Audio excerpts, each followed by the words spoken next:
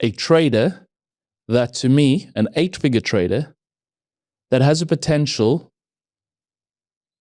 in all my 20 years of being involved in the proprietary futures trading space, has the potential for his journey to become the very first 9-figure trader that I've ever come across in a 20-year career of thousands of traders. We're speaking today about an incredibly special trader. I just spoke to him approximately a couple of hours ago, and every time I have a conversation with him, I learn and I grow. He's a trader where I feel when I'm becoming stagnant, when my belief systems, frameworks become a little bit too rigid, there's too much staticness in my or where I see development of traders going, he carves that out of me. He's an incredible, thoughtful individual. He was also birthed in the most barren of landscapes. Mm-hmm. He arrived into the markets on the zero rate environment where you almost had to be, it was almost like you were cast in the Kalahari Desert, where you had to find where those little sweet plants of nectar that you can quench your thirst. And unless you're a sand bushman, you're able to navigate that type of landscape. And so this is a trader that is potentially the greatest practitioner in my circles on the planet of utilizing and exploiting the market profile. And incredibly, now we call him the engineer, but he's an engineer with frameworks, mental models that he keeps on working on. He's a prolific reader. Most of our books that we have spread across our desks to all the traders, he's been the source code. From The Art of Learning by Josh Waitzkin, Mastery from Robert Greene, The Tao of Capital. He has the curiosity, the creativity where an engineer can be very rules-based. He knows when he emerges into this creative space. This is also a trader that understands deeply sustainable behaviors, unsustainable behaviors. He once told me that trade that he made $1 million in on the S&P, where they approximately anything between 600 to 900 contracts on the S&P in an afternoon. I think it was on Friday afternoon, where he made approximately $1 million on a Friday afternoon in about a 3-hour trade, where he said it was a bad trade. I made $1 million, but it was a bad trade. It was only a bad trade because he realized 3 months later that the behavior that executed that trade was a non-sustainable behavior. In sense that what made him money in that area actually cost him over the next 3 months because it reinforced a bad practice. And so he creates this incredible lateral, vertical, this bandwidth of awareness of the financial markets, a curious mind where he can lose hundreds of thousands of dollars, pounds, euros, and he takes incredible amounts of cataclysmic growth from that experience, where he embraces that this is an entirely new realm for him to improve. He is also a trader that understands the part and the process of stretching beyond your comfort zone. He loves to live in discomfort. He understands when you're pushing discomfort, you are growing as a trader, your skill sets are expanding. You do it safely, but it's a fine line. And so he has been able to navigate across landscapes, markets in the most barren years from 2013 to 2016, surviving, not making money for the first 2 years of his career, having these large moments. And so this chapter is for those traders out there who have maybe touched the market profile, who maybe have not, but they believe that there's someone on this planet, the engineer, who exploits multiple 7 figures, 8 figures out of the profile in conjunction with using the order flow, the price ladder, the DOM. And the hero actually asked him this past week, or yesterday, as he was leaving the office, the hero asked him, a question that he got a little bit sidestepped by. And the hero asked him, engineer, what one superpower, if you had it as a trader, would you say is the most important superpower? And so the engineer, as you start off the chapter, this laconic individual, and he obviously stood still for a moment, considered. He doesn't respond without having the engines of his mind and his brain ticking over. And in that moment, he then thought about it, and he said, well, the one great superpower is understanding the auction, the order flow. And that auction order flow, and if you build it out from a macro perspective, brings you the profile. You break it down to micro, it brings you that order flow dynamics. And so how do those two tools pulsate with one another? And he's been a master of integrating these two tools along with his macro understanding. But his greatest edge is the curiosity of his losses, the curiosity of plays that emerge that he's never seen before, how he strips them down. Also, his magical type, and all trained, magic happens through process frameworks and curiosity. And that part of his ability to contextualize profiles, the shape of the profiles, the dynamic nature of how profiles, market profiles evolve during the day, where he finds those asymmetrical moments, deploys significant amounts of size. But he's also a trader who understands the mind-body-spirit connection. He is not influenced by FOMO. He stretches himself past discomfort, but he operates on his terms in the market. He operates in the sense of he knows when he wishes to participate, but when he takes a holiday, he generally, if the markets aren't busy, he'll take a break every 6 weeks, and understanding that when he takes those breaks every 6 weeks as a trader, it's for this rejuvenation, this recovery. He won't take a break in 6 weeks' time and go and get completely slaughtered on alcohol, narcotics. He takes it from a complete professional perspective. He might learn more skills in surfing.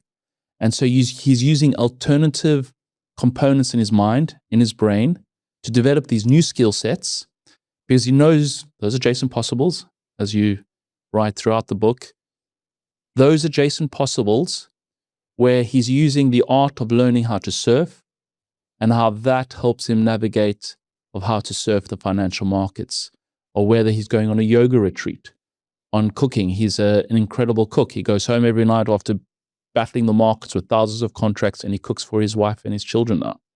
He loves the art of taste, the alchemy of ingredients. And so his entire life, all these peripheral pursuits actually enable him to solve the financial markets. An incredibly creative person. And I think, I shall stop there because I have so much to say about this incredibly special trader. And as I mentioned, he's the first trader that, the reason why I say he's the first trader that has the ability to have $100 million a year is simply, and it's entirely in how much he wants it and if he wants it. Making your 8-figure years is an incredible living. Is his ability and his strategies are not constrained by liquidity. By some, for example, if you're a news trader, and so he's able to look for those 2 to 3 hour swings, those trades and he started micro, looking for 10-second plays, hitting the markets hard with size as a graduate. And so he's graduated through these levels where he's now looking for those 2 to 3 day plays. And how do the patterns of the profile and syncing that in with the structure of the narrative of the market. And to finish off, before I pass it over to you, he is the journaling godfather on our floor. He brought journaling into mainstream, into Axia mainstream. He had the most profound influence, and he always talks about it when he sees a pattern. He made 400,000 just the other month on a trade where he had a journal entry of a very similar sequence of events. It was a European PMI release where he made 400,000, and approximately 2 years before that was a similar setup on June 2020 to 2022. And so he talks about, I need to dust off my old Evernote archives. And so his ability to journal daily, debrief over a period of time results in this asymmetrical investment where he's journeying, not receiving any reward, and all of a sudden the patterns just start emerging into, from the unconscious to the conscious, from the conscious pursuit of his journaling. And so from that, much more to say, but tell us about part one. Part one, Alex, and the engineer, is quite literally the new professional. He is the walking definition of the new professional, where our prop trading is going next. He will literally be, I truly believe, the giant that the next generation will be standing on his shoulder. One of the few giants that they will stand. He is the synthesizer of the best of the previous generation. He is also someone who has forgoed the worst of the previous generation with certain bad habits, practices, and culture.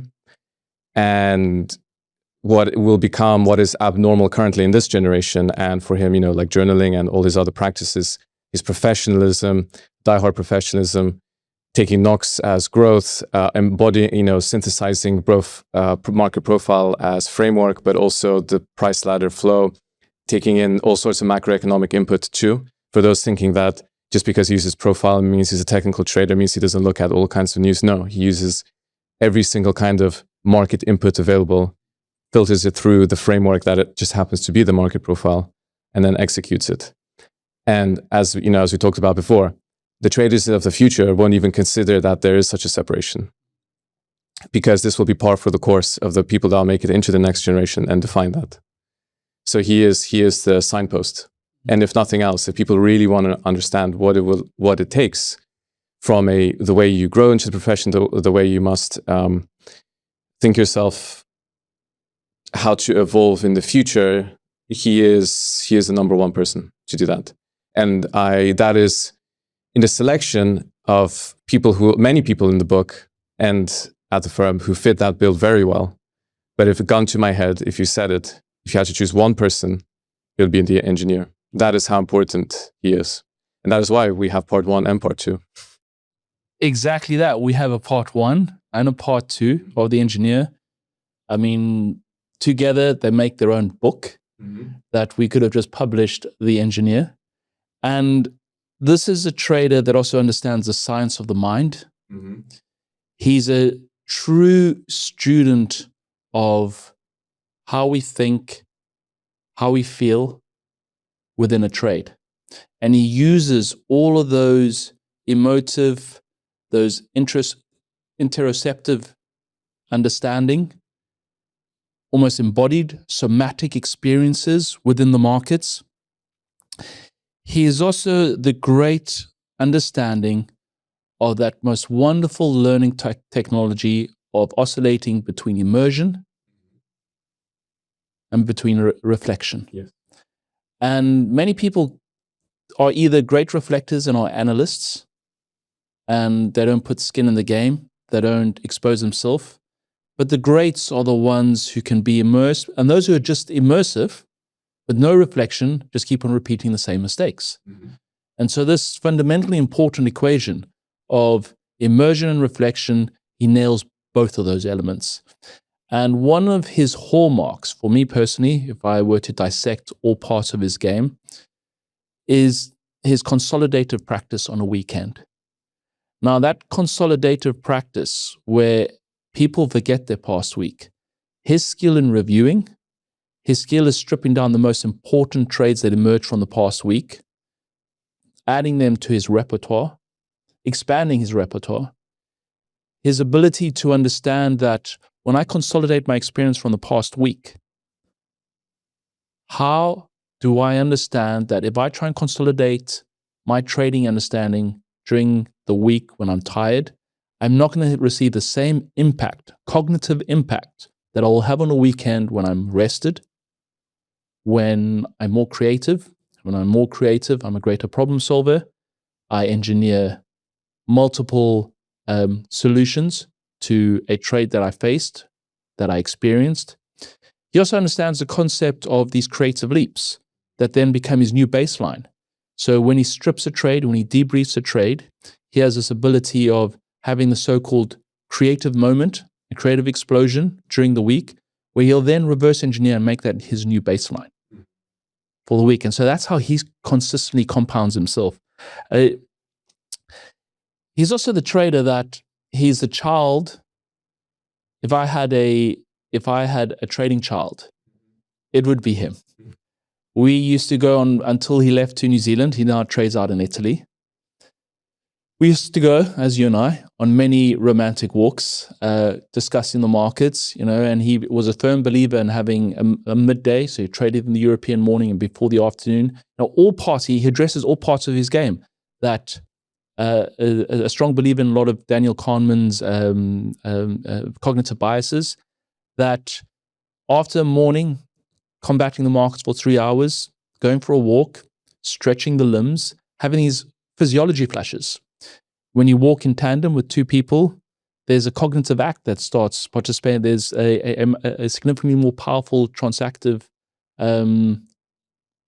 cognitive exchange. And we would go on these walks. And again, these walks were probably not as much for him, but as for me, learning from his experience in the morning. And he would call them these physiology flashes. It's the first time I'd ever heard that expression before. And so you have these physiology flashes to refreshen himself. It's all while standing at your desk, your spine being compressed, but a true innovator, pioneer in so many practices. Yes. And that's something that then, without ever really communicating it to anyone, just his mere presence, his actions, has somehow seeped throughout the whole firm. And that tells you the measure of someone who walks their path, who truly embodies their experience, who's a ruthless practitioner. People observe that and they absorb it. And he has tremendous respect from all of our traders. And because he also did it by doing it with the market profile.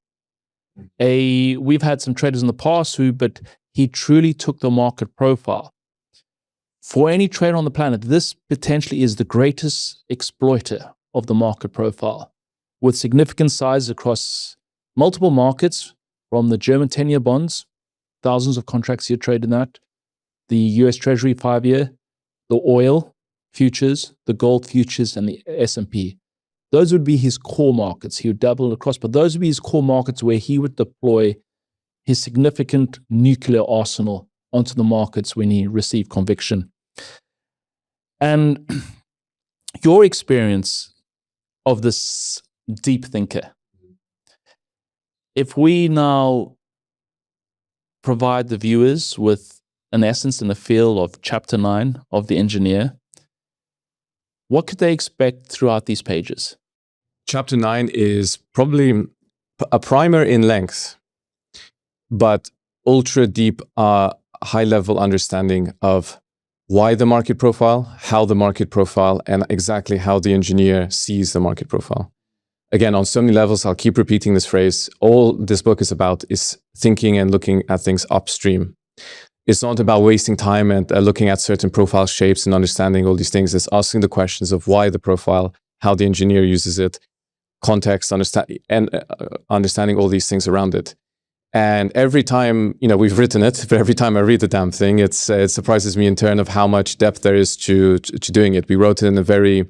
Well, you read it this morning, yes, and you walked in here in the podcast studio, and you seemed beside yourself of what was written, right? Yes, I feel the material has grown a life of its own, an intelligence of its own, and sometimes I wonder how we actually managed to put this Frankenstein of a book together, and the electricity that has powered and made it come to life. And yes, that is, it goes very quickly, very market profile deep. It's to highlight very important strands here, Alex, which you've already actually brought up, and I'll make it very explicit now, to make people realize that profiles are a framework, not a tool, not a chart which you find the levels and you trade it in a very, even, the engineer and the hero said, in a very retail way, like, oh, profile, okay, it just gives me the point of control. Okay, what's the point of control? Oh, I'll just use that as a level. That is the most reductive, backwards way one can use the profile. It's no more useful than a candlestick or something else to giving information, because the profile is the container into which your order flow skills will be shaped by, in the same way how liquid fills the shape of the container. And the profile is all about identifying the container. That is the markets. And again, we extend that metaphor, we use that metaphor. It plays into this idea that, as the engineer said, it is a language they use, a syntax they use, and they feed it all sorts of information. The engineer is just as deep and understanding the yield curve, macroeconomic data, inflation prints, how that affects things. Sometimes you'd be finding him posting in the chat all sorts of super deep implications of if they change the refinancing rate and all these things. You have all of this, but if you, as a beginner trader, heard, oh, he's a technical trader, you'd be shocked about, ostensibly you think, oh, these technical traders don't care about this kind of thing. It's these sort of like hangovers of a previous generation at which you believe these things. And that is why, beyond and understanding, like, for example, before I move away from here, framework is an adaptable understanding of the markets, unlike a tool which is brittle, because the tool will only be used in certain situations and then break under different conditions. A framework is an evolving, emerging ability to move the market. And so we look at how the profile works for the engineer, how that ties into a wider framework and process, and how he ties it critically to order flow. And that is it is inseparable for the hero and the engineer and people who've come to use the profile in their case. And what I would highlight here, Alex, to summarize the engineer, he is in many ways the Roger Bannister. You use this metaphor, breaking the 4-minute mile. You said this many times in different contexts, but if you think about it, the engineer broke, for example, directly from the collector. He said, it blew my mind to see the hero and the engineer prepare for these kind of profile trades the same way we would prepare for a central bank trade. And then he would put on size that 10 years ago, no one would ever think is possible. They would think it was just physically impossible. And now many people are following very quickly in those footsteps. So the 4-minute mile there has been broken. The 4-minute mile has been broken in the way one approaches the game, in the professionalism of not, okay, 4 p.m., bang, we're in the pub. It's 4 p.m., okay, now we debrief, now we journal, now we take it seriously. He has evolved the game from a drinking team that trades to we're now an athletic team that now we're thinking about how to go next level. How does one recover? How does one learn from other disparate sources? I say amen to that. Yes, and breaking that kind of barrier, and then understanding, seeing the benefits. So the 4-minute mile has been broken many, many times in many different domains by him, and he is quite literally Roger Bannister in this situation. So that's how part one begins. It begins with understanding the market profile in that sense, and then we go and see the hero's iteration in the following chapters after that. Another thing you've mentioned, and ironically, funny, the engineer relayed this story about the hero when the hero asked him, what superpower would you have? It's quite funny knowing him, how this probably the conversation would have actually sounded like. And he said, understanding the market auction. And that is because understanding the market auction allows you to understand the profile, but just it is the core nexus of what ties everything together. His order flow, his profile, and part one looks at all of that. What underpins that, I would say, and we talk about this at length in part one, and it underpins everything you said, how one monetizes, a word he uses specifically, the journal, how one monetizes things he may have learned from surfing, from reading other books, how one puts together a concept he's learned from someone else or picked up from someone else, how a trader puts all of this together and comes out as a unique being and navigates the markets in a phrase is trade sense. The most talented traders who can apply concept to practice, navigate the markets as much as in a trade as it is navigating the opportunity, understanding that I'm not going to use my crazy firepower I have today because tomorrow is going to be a way bigger opportunity. At a top-down and bottom-up approach at all levels of the game, it comes back to trade sense. And that is probably what we can identify as trading intelligence, sport IQ, game sense, whatever you want to call it. If a trader has ultimate game sense in the sense of, shall we say, the adventurer and the warrior, who can just be thrown onto your price ladder any time of the day.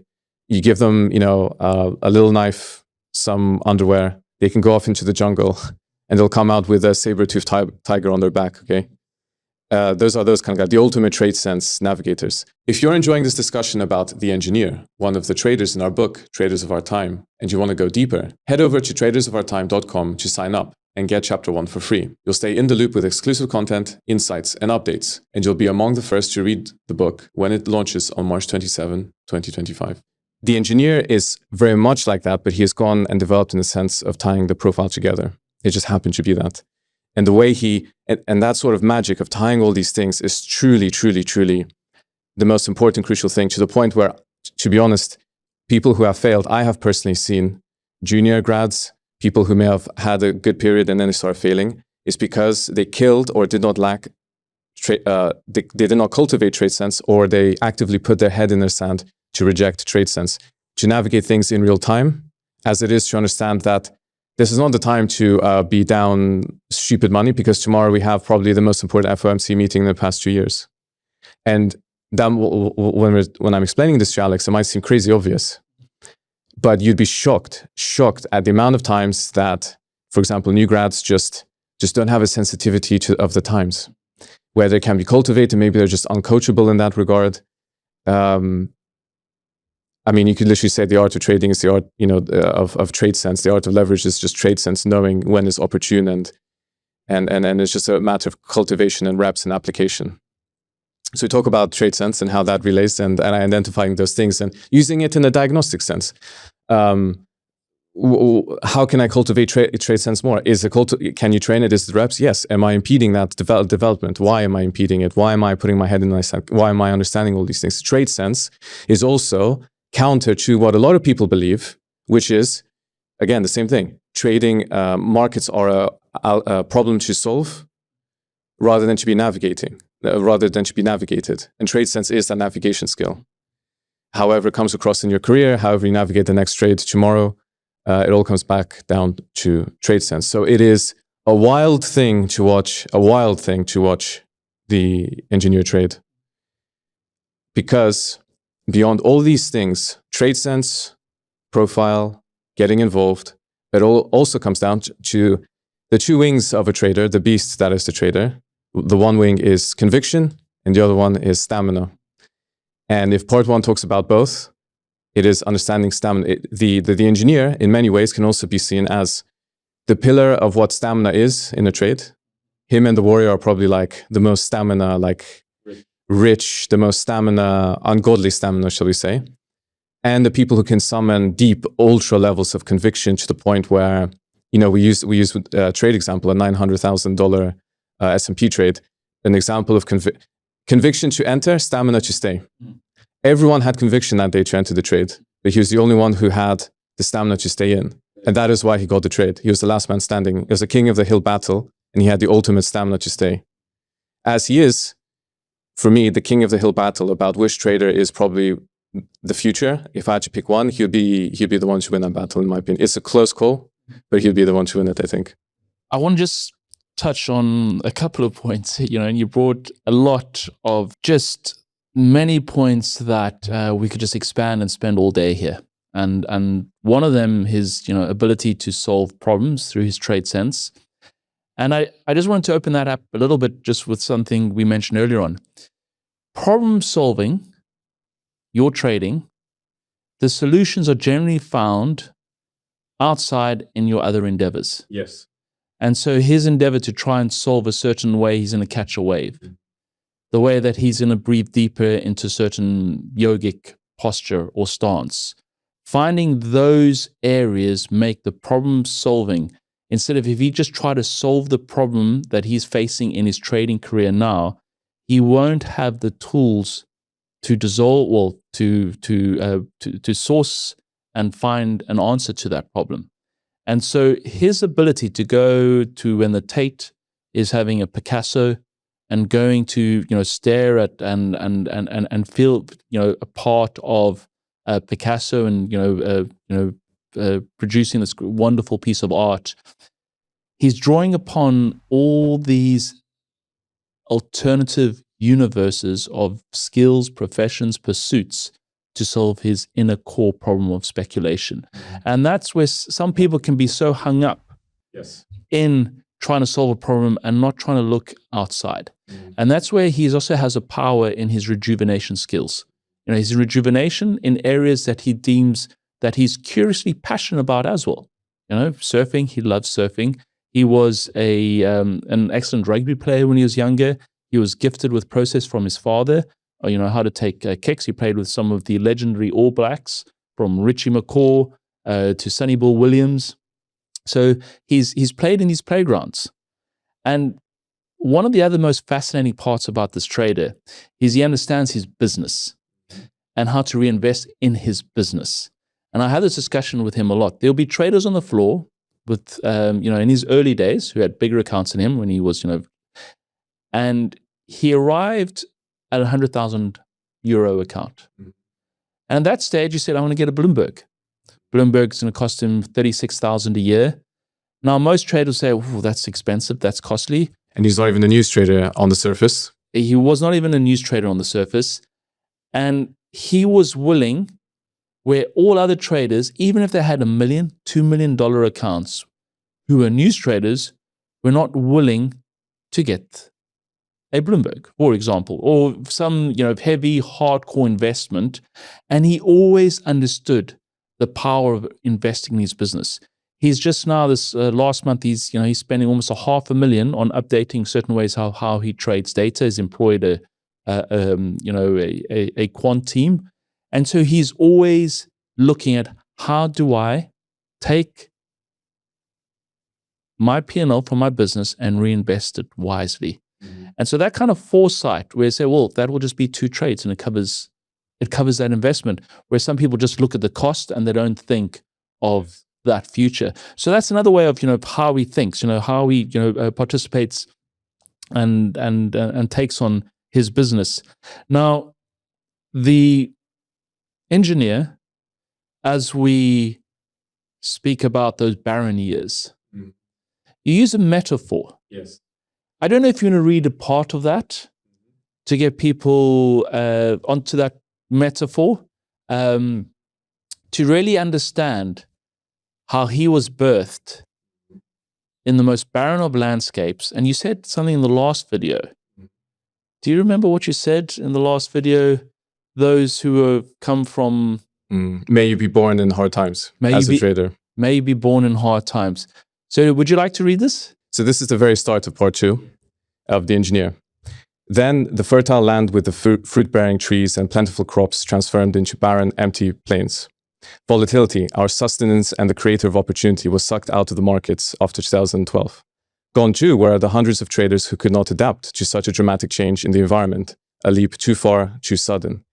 The opportunity is now so remote that it demanded ruthless professionalism, immaculate patience, and boundless persistence, and destroyed the remaining notions of a typical job, forcing new styles of trading, frameworks, tools, abilities, and strategies, as if now a settled farmer could no longer tend to one place, forcing instead a brutal raiding culture over mere scraps. And right in the middle of this engineer was born as a trader. To him, there was no other environment. This is all he ever knew, and as far as he could tell, it was all he would ever get. There is no better environment a trader could ask for on their entry into the trading world. Survive this, and you can thrive in anything. And the way it just describes it so incredibly well. He knew no better. Now, I want the viewers to understand and realize this was at a time that had the greatest collapse of trading floors, of traders disappearing from the industry. He was born in this period. And this is why he is the trader that he is now. It's almost like that lotus flower. There are so many metaphors, but it also defines him as a character of how he digests losses. And I also know, it took him approximately 2 years until he could start taking money out of the market consistently. And there was a moment in the so-called August Holocaust. He had never seen volatility like that in the German bond market, and all of a sudden he made 30,000 that month. He was always around flat, 10,000 down to around flat, never able to take, any substantial consistent draw. And then what he did, going into 2015, and I speak about this at the end of our career program, at the end of our blueprint program, our 6-month blueprint program, is what he did is he drew a line. At the end of the year, he did a debrief of his year. He looked at the trades that he did well. He looked at the trades that he did not do well. He ensured that he would have no attritional warfare on trades that were 50-50. He discarded them. The areas in the process that manufactured P&L, and he took the simple reductive process to then start focusing on where he does well, in what zones and what areas. And there was the slow, steady progression that then moved incredibly aggressively. And I remember going out to dinners with Mario, Atlas Shrugged, many times in the early days of Axia. And the engineer was hungry for size. Mm-hmm. And I love when a trader who has edge is hungry for size. And I used to message, at the time Mario was looking after the firm from Cyprus. We were in London. Whenever he would come to London, he said, "Oh, Alex, are you taking me out to dinner with the engineer?" Mm-hmm. And he said, "I know what this is about." And it was just a negotiation tactic over dinner to increase his size from 500 S&P to 1,000. Then it was from 1,000 to 2,000 contracts. And across the board, he just had the size and the exponential effect took over. But this was also his embracement of a trader. When I first came across him, I thought he was a fairly risk-averse or never backed himself. It's just he never backed his understanding of the market yet. The moment he had an understanding, he backed himself. So as we now navigate into part 2, what can we expect from part 2 of the engineer? Now, part 2 recounts much more closely the arc of his career, which brings about many points and stories, and which are the pillars of so much of the book and understanding very important things. Here's one of them: the art of the slow brew trader, or harnessing the powers of the slow brew. And this is a beautiful segue, Alex, because you will also remember that at the previous firm he was at, he had many detractors. A lot of people thought he couldn't make it. What's he doing? Why is he doing all these things? And lo and behold, the person that was protecting this slow brewing, this batch, was yourself. You believed in his process, and as you imply, perhaps believed in it first before he did, as he was accumulating the reps, if you would agree. And what we've seen consistently, the most slow brew traders are the ones who have true endurance and ultimate future growth. We said this many times. The biggest danger, and as we allude to, may you be born in hard times, the people who are born into, like it is now, with Trump 2.0 and tariffs, volatility, when there's opportunity everywhere. Remember, volatility masks poor skill. So low volatility reveals. And, that trader there who has very quickly made money has never been tested. There's no slow brew.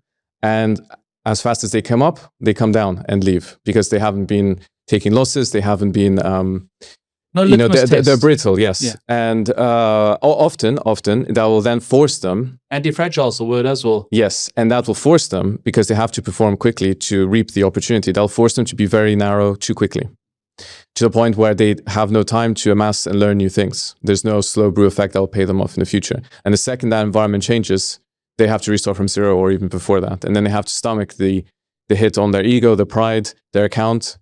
Then someone who has been growing and accumulating the spare parts, who's been pushing their adjacent possible, who's learned to navigate the worst of the worst markets or very low opportunity markets, to learn how to be super tight with risk, to understand how to go from 0 to 60, to button down the hatches. And consistently, if there's one big pattern we've seen, the hero, an example of the slow brew trader, the engineer, slow brew trader, Sphinx, slow brew. Quite literally, everyone is slow brew, with the fine exception of the warrior and the adventurer. Again, the exception proves the rule in most cases. And we look at those forces deeply. The slow brew trader, how that affects how to navigate that kind of phenomenon that occurs during our. And it's interesting as well, Alex. It's also a sign of the times we are in, as the Godfather wisely said. 20 years ago, you could give a guy one spread, one market, a Bollinger Band, and boom, he's got a career for 5 years. That environment does not exist anymore. Now, to build up a trader from his primordial soup into something that maybe might survive the harsh wastelands a lot of the time, that takes quite a few years now. And that is when someone becomes multidimensional, multimodal, develops trade sense, that will take time. The gestation period takes time. And there's no other way around it. Yeah, and I think a point worth stressing even further, in the early days, one strategy, one market, an approach, still need to take the risk, still need to believe in yourself, not putting down people who made money in the early days. Mm-hmm. But to become successful now, it has transformed so significantly. When I say successful, I'm talking about not a season. I'm talking over, cycles and different cycles. That's the measure of success, is how you navigate. That's the measure of the trade sense, the trader intelligence, is how you are tested and perform over different environmental cycles, volatility cycles, and opportunity cycles, all of those meaning the same thing as well. And the engineer and the chapter and this two parts is a true testament for anyone who wants to also template their growth. It's the engineer's chapter. He's a trader that has potentially had singularly the most influence on how we've structured many of our training programs, especially with the professional parts of prep before markets, immersion, and post markets. Now, with regards to the stamina that you mentioned earlier on, conviction and stamina, the stamina aspect, alternatively or diametrically opposite to the razor in the sense of time exposure. What he is so wonderful at, and he's trained, is the quality of his questions when he's in a trade. And I want to just reiterate the quality of his questions when he's in a trade. When we enter a trade, generally it's that moment when the trade defies expectations of what we thought would happen. In that moment, it does something just minutely different. We have that instantaneous deer in the headlight feel. Think of every individual trader who's now watching this video. When you have entered a trade, the next time, take a snapshot of what's racing through your mind in that moment. Because so often we never dissect that space between entry and the space between exit of a trade. And so he's become a master of that space. In other words, the stamina. But that space in between is a function of time of building up high quality questions.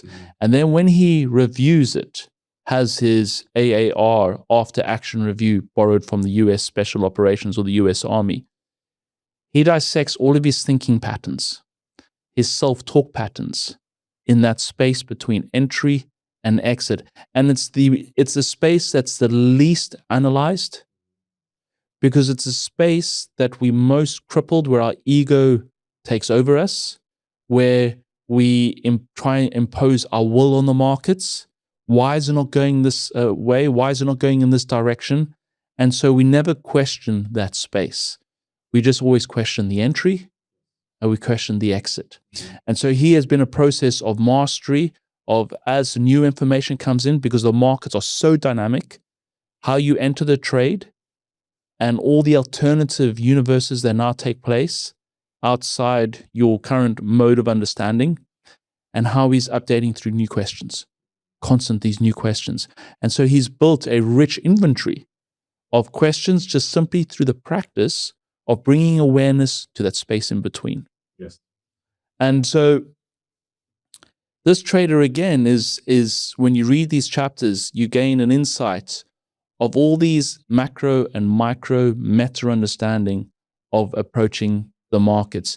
And you're also diving into a chapter that you're peering into the mind. That's what we want to capture, because we knew, as we stated right from the beginning, We don't want these stories to disappear into the abyss.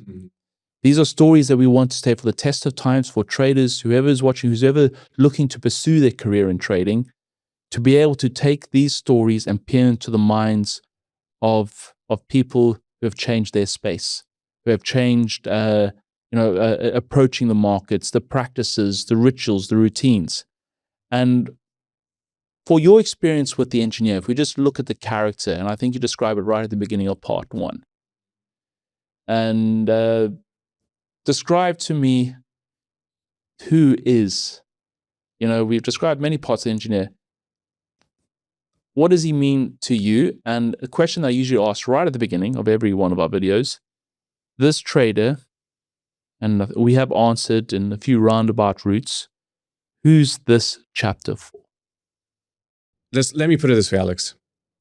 If one were to wave a magic wand and get a legion of traders, and you had to choose one model that you make them on, you've kind of alluded to this, and you model them on the engineer, not to make them exact copies of the engineer, that's impossible, but you give them, it's the most holistic trader in the sense of understanding everything from how he trades to how he approaches to how he conceptualizes and how he professionalizes the space, how he approaches weekends as well. Another breaking of the Rochester Bannister effect. If you had legions of that and you would make them ardent followers of the engineer, that would probably be the most dangerous, daring, high-achieving team that probably can ever exist of this generational cycle, bar none. And made them develop in their own special way to make them unique trade sense, unique 9-figure operators in the financial markets. Turtle soup. Yes. So this is kind of like, again, it's kind of like choosing, there are traders, there are chapters and traders in the book who are more applicable to certain situations in your life. The career crisis, the hero. Understanding the very highly applied effect of news trading application, the warrior, and so on in many ways. Or if you're been drinking the AI is the future, algorithm is the future, warrior part 2 is for you to give you a counter argument. The engineer, though, is like the foundational pillar of everything. And we put him towards the end of the book for this very reason. For you to realize again that so many of the strands that have been forming early on to the book come really into force here.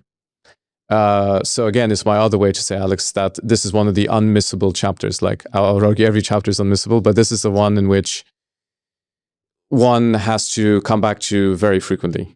And if there's any interest, even as the engineer himself said, there's huge applicability for people who are more maybe news and headline, fast finger clicking traders. There's a huge applicability of the profile as well. So for those who may have seen the profile, they might even have profile on their screens, but they kind of poke it with a stick. They leave it there. Maybe I'll learn something. I don't know how to approach it. I don't know how to interact and interface with this tool. Like perhaps to you, it might seem a tool, but how do I develop into something more? How do I bring into my framework? How do I make it more explicit? That's who the chapter is for. And there's one, so that's the very highly applied nature of the engineer. To break your expectations, to highly applied use of the profile. And there's one very special group I would really like to discuss, which is the chalk and cheese of certain types of beginners, new traders. Shall we talk about this now? Yes. So towards the end of part 2, we analyze more again, like certain aspects of the engineer. And one extremely important thing he said, and we broach on, this subsection chalk and cheese. So if you have the book and you seem to fit in this category, please fast forward to chalk and cheese. The difference between a good beginner and a bad beginner. The passionate is your bad beginner, and the good beginner is the curious trader. Chalk and cheese, at surface level, they are extremely alike. Another amen. Yes, they are extremely alike, but when you dig down, it is a whole world apart. They look so alike in the beginning. Yes, they're pretty much the same thing in the beginning. But what separates, and this is the one of the most consistent patterns we've seen, is the bad beginner is the most passionate, but they have very little curiosity. And the best beginner are curious. And now you might be thinking, well, that surely is the same kind of thing. No, they are very different. I'll explain now. The passionate are coming in with expectations and the fantasy of what markets are and what markets should be doing for them and how they can trade markets. And what trading can buy them in lifestyle. Yes. The perhaps status or perhaps the kind of way they want to trade. Maybe they've seen that trading in this way, it seems cool, it seems interesting. I want to trade macro. I want to be the guy shouting at my screens and hitting all these markets and being this loud trader, for example. Or they might have heard on social media or Hollywood fuel fantasy about what trading is. And they talk incredible game. They can be very they know many things. They've done their research. They know. But that fantasy is fragile. That fantasy will be shattered very quickly by the cruel mistress that is the financial markets. And the second that is gone, the fantasy is gone, they're gone. They have no more interest. Now, the beginner that has no passion, or there's passion but expressed in a different way, his passion is expressed through curiosity. Which equals problem solving. Which equals problem solving, which is the same as the wonder, the power of wonder that we see, for example, in the Sphinx. Everyone, all the traders in the book have curiosity in their own ways. We talk about it. What is your core fascination? Do you have a core fascination? Not core passion. And that means that every time the market's going to smack you over the head, every time you knock and stumble, every time you see the Bund absolutely white boxing and ripping your face off, you think, wow, this is an incredible game. It's not going to be like, screw this, I'm out of here. Yeah, well, what the hell's wrong with the market? Yeah, exactly. And that trader just learned something new. He discovered something new, and isn't that the best thing in the world? And that is, to a T, the engineer. Every time he takes a huge loss, every time he, as we say, he walks onto the terrace, beer in hand. He was just down, I believe, north of $250,000 on an oil trade. And he's like, happy. And the warrior's like, this guy's crazy. Why so happy? For the people in the asylum to think that guy's crazy. You know? And yeah, why so happy? Well, it's because basically he learned something new that day, you know? And that is who you want to bank your money on. That is perhaps, to use the most popular phrase, the most anti-fragile mindset, because every time you are injured, you recover from it, you learn, you move. And that is not the professional you want to be trading against, let's put it this way. And that's the adaptation. And the art of happiness is through introspection, through these great losses. And I wanted to, that curiosity truly also results in an ability not to have burnout. Mm-hmm. Because when you're curious in a loss, you resolve the loss. Those who are not curious in the loss don't resolve the loss, don't resolve the emotional attachment to the loss, equals burnout and that fatigue. And so unresolved losses is a function of burnout. The same as unresolved emotions is a function of burnout. Mm-hmm. And so this is a most remarkable lesson for any junior trader and a litmus test, mm-hmm. and how we'll incorporate it on our trading floors across Europe, of how do we go about judging in a very quick way and deciphering between passion and curiosity. Mm-hmm. And you've just entered a few ideas for me just right this very moment of a method of screening. So we don't hold on to those ones who are just passionate and curious, wasting their personal times in a profession that they don't have deep curiosity for. And maintaining and looking after the company's resources on investment and spending in these individuals. So that ability to segment, to be able to distinguish between the two is vital. And that is what the heroes often said. He was like, I forgo this, working in corporate, working in whatever, because those domains are very definable. They have an end. And at least from his point of view, the market is the infinite Rubik's Cube. It is an infinite open-ended environment, which to some scares the hell out of them. And some who have a fantasy about markets don't realize that it's this impossible landscape, the paradoxical, weird, Dolly-esque 1 + 1 = 3. And when you figure that out, 1 + 1 now equals 2. But to some who are curious, that is the ultimate domain which we as a civilization have just spontaneously created out of this weird dealing with an intelligent environment that can ravage and destroy you at any time, Can I just challenge the what you mentioned there with regards to how people seek away from this complex nature of the markets and not being curious. If you took the game of speculation, the financial markets, and you threw it back in time into our primordial days, yes, where we were engineered, maybe the wrong word, or our source intelligence was to be adaptive, to operate in flux environments, in ambiguity, in uncertainty, in complexity, because we didn't know that there's not a supermarket down the road. We had to go find our saber-toothed tiger or go and hunt, and there was no certainty in life. It would be the most wonderful game for our primates. Whereas we have been exercised in modern day that everything must be certain. We have food on the table. We have a shop to go. We have been exercised out of our source code of primal intelligence and creativity. Because civilization is all about being short volatility. Exactly. And we expect that to be the norm. And we've been trained and raised to think that is. We've been trained to raise, but sitting dormant down there is our primal intelligence that were our great, great, great, great forefathers, clubbing that axe, whatever your belief is, that we excelled in being long volatility. And so these traders and these 10 traders are the modern day primal primates of operating in this type of environment. And that's why they love the game, because it actually being involved in a game where you don't know what is happening next, tomorrow, the next day. Isn't that the most wonderful game to play, because you're receiving this reflection of yourself, and that's what makes these 10 traders so special, is their ability to look at themselves, their ability to reflect on themselves, not to hide away and embrace one of the greatest games, or not the greatest game on the planet, that only the ones that survive are able to access their primal intelligence. Absolutely. Absolutely. And shall I say, all of that is transmuted through trade sense, hence the most important aspect of all. And maybe shall I even go further and say, actually thinking about it now, those who have the most passion and have a way of wanting to do things in markets have the worst trade sense. Why? Because they refuse to develop it.